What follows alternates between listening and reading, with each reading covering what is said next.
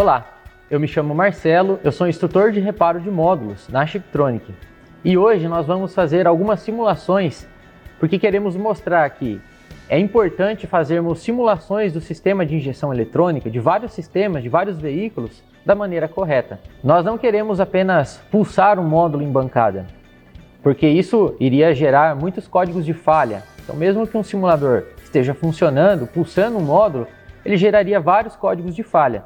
Nós queremos mostrar que é importante simular da maneira correta, sem códigos de falha presentes no veículo. Então, o primeiro exemplo que nós veremos, vamos utilizar esse sistema do Jetta, é o sistema do Simus 12.2. Aqui nós vamos analisar o circuito relacionado aos injetores de combustível. Nós vamos fazer uma simulação com uma carga genérica, que não é a real desse veículo.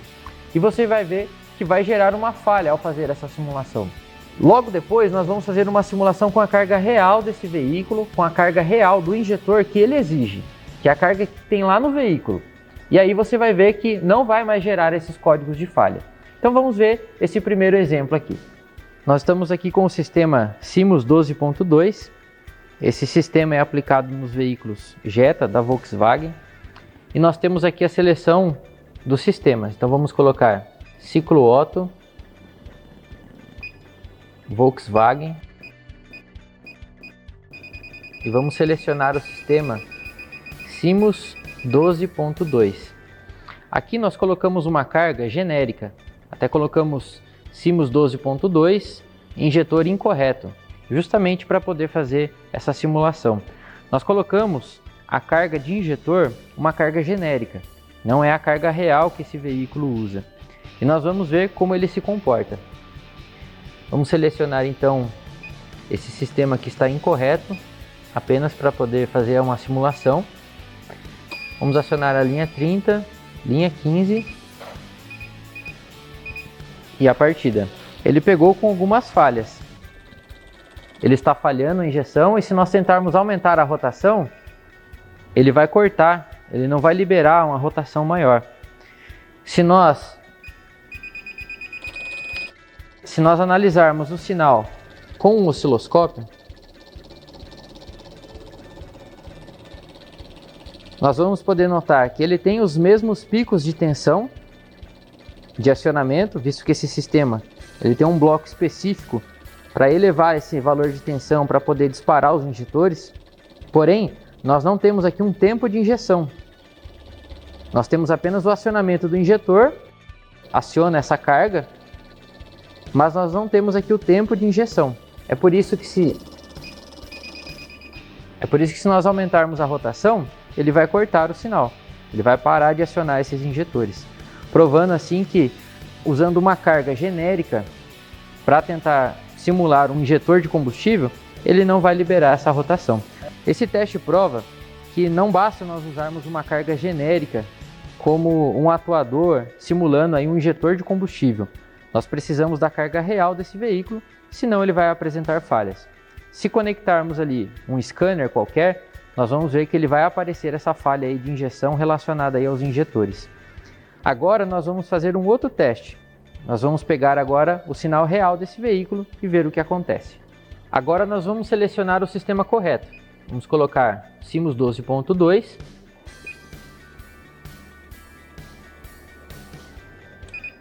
Acionar a linha 30, a linha 15 e dar a partida. Agora ele está funcionando corretamente. Se nós aumentarmos a rotação, nessa simulação nós conseguimos chegar aí até uns 5.000 RPMs. Então ele está funcionando corretamente, visto que nós estamos com a carga real desse injetor. Vamos colocar ele aqui na marcha lenta e vamos medir novamente o sinal de acionamento do injetor de combustível. Note só que agora nós temos um tempo de injeção. Se nós olharmos esse sinal, ele é bem diferente daquele outro sinal anterior. Nós não tínhamos esse tempo de injeção, de descarga da bobina do injetor. Aqui nós já temos. Se aumentarmos um pouco o tempo, nós conseguimos olhar mais de perto este sinal.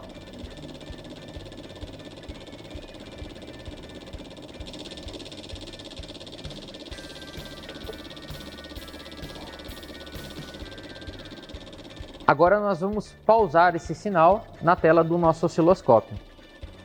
E aqui a gente pode analisar esses detalhes que falamos. Nós temos o tempo de acionamento, onde ele faz a abertura aí dessa válvula lá do injetor.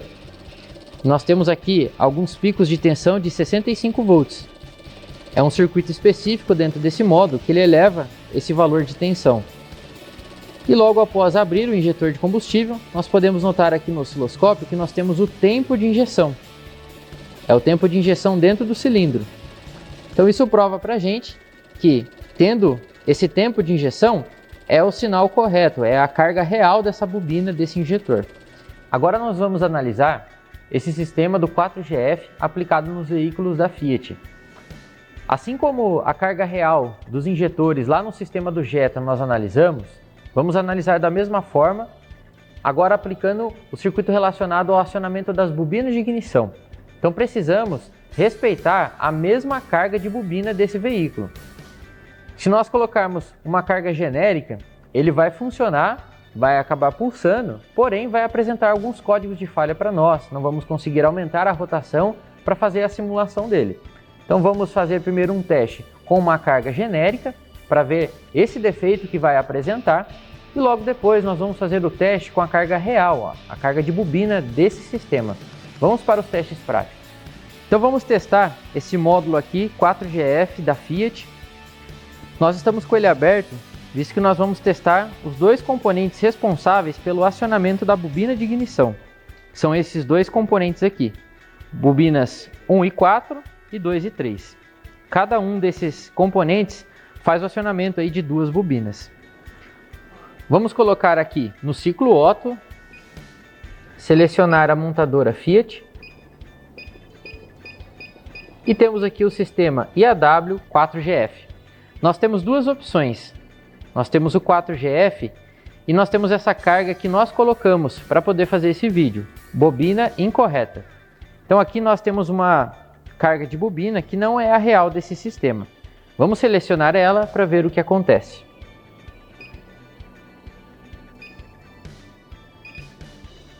Vamos acionar a linha 30, a linha 15 e a partida.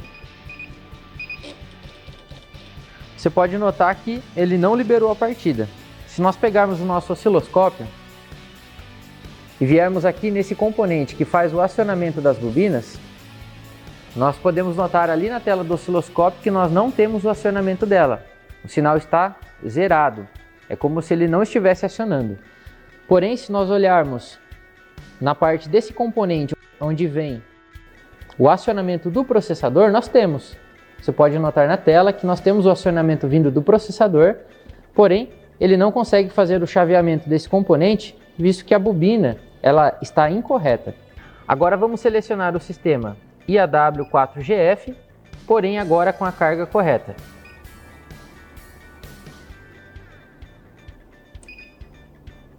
Vamos selecionar a linha 30, a linha 15 e a partida.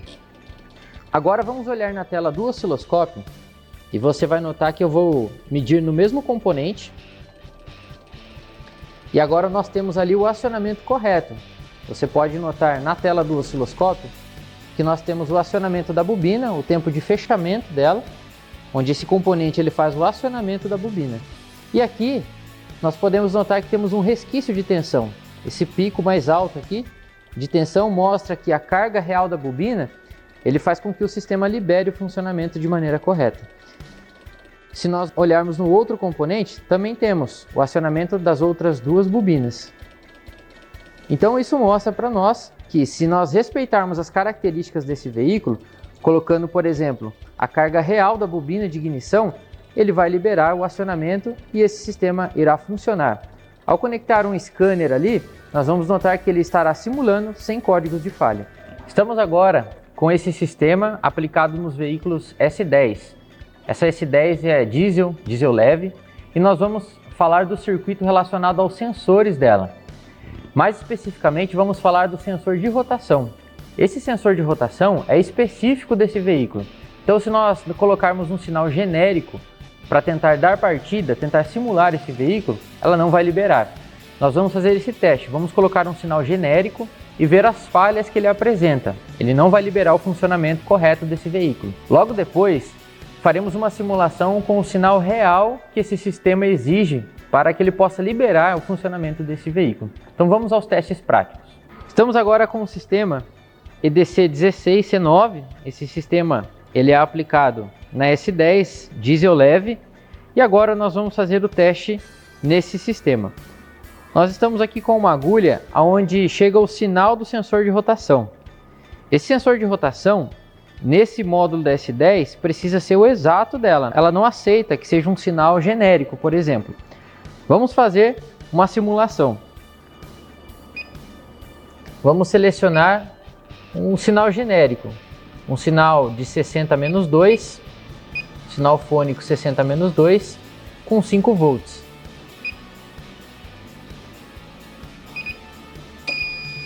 Vamos acionar a linha 30, a linha 15 e a partida. Olha, ela não liberou a partida. Nós colocamos um sinal genérico e ela não liberou a rotação desse motor. Justamente porque o sinal ele é genérico e ela precisa que os picos de tensão, por exemplo, do sinal de rotação, sejam idênticos, iguais aos que estão presentes lá no veículo. Vamos agora selecionar o sistema correto. Então colocamos aqui ciclo diesel leve, selecionar a montadora GM e selecionar aqui o sistema EDC16C9 aplicado nessa caminhonete. Agora, essa carga ela irá simular o sinal real que nós colocamos, que captamos diretamente lá do carro e geramos um sinal exatamente igual para colocar no simulador. Vamos selecionar então linha 30, a linha 15 e a partida. Agora nós vamos pegar diretamente no módulo esse sinal de rotação, que é o idêntico ao que está presente lá no veículo. Nós vamos pausar esse sinal. Nós podemos notar nesse sinal que nós temos a falha da roda, exatamente idêntico ao do veículo. Também os picos de tensão são exatamente iguais. Nós temos aí um pico máximo, bem nessa falha da roda, de aproximadamente aí 12 volts de tensão. Esse não é um sinal genérico, não é uma carga genérica de sinal.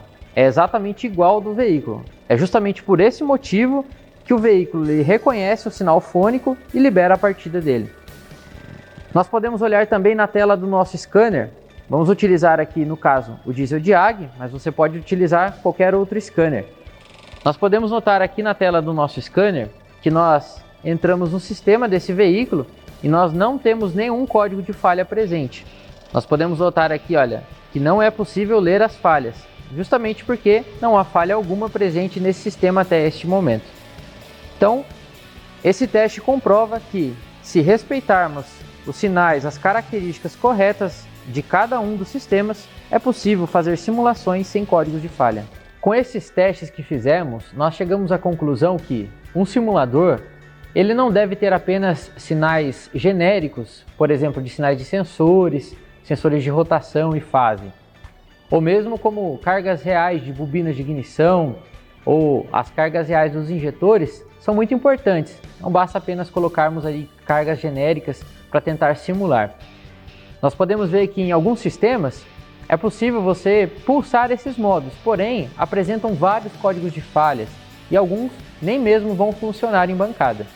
Para que eles possam liberar o funcionamento correto e sem códigos de falha, precisamos respeitar as características, assim como vimos nesses 3 testes.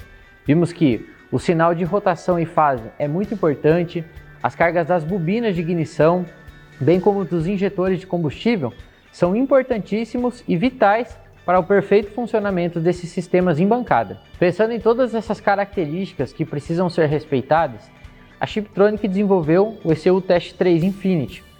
Neste simulador, conseguimos agrupar todas essas características que falamos. Aqui nós temos as características reais das cargas de bobina de ignição, dos injetores de cada um dos sistemas presentes, sendo eles diesel leve, linha leve, e também temos os sinais dos sensores, como o sinal de rotação e sensores de fase, são exatamente iguais, idênticos a de todos os sistemas que são simulados por ele. Assim, respeitando essas características, podemos dizer que, para falarmos que fizemos uma simulação correta e exata de um determinado sistema, é respeitando todas essas características dos sistemas. Assim, podemos fazer simulações sem códigos de falhas presentes.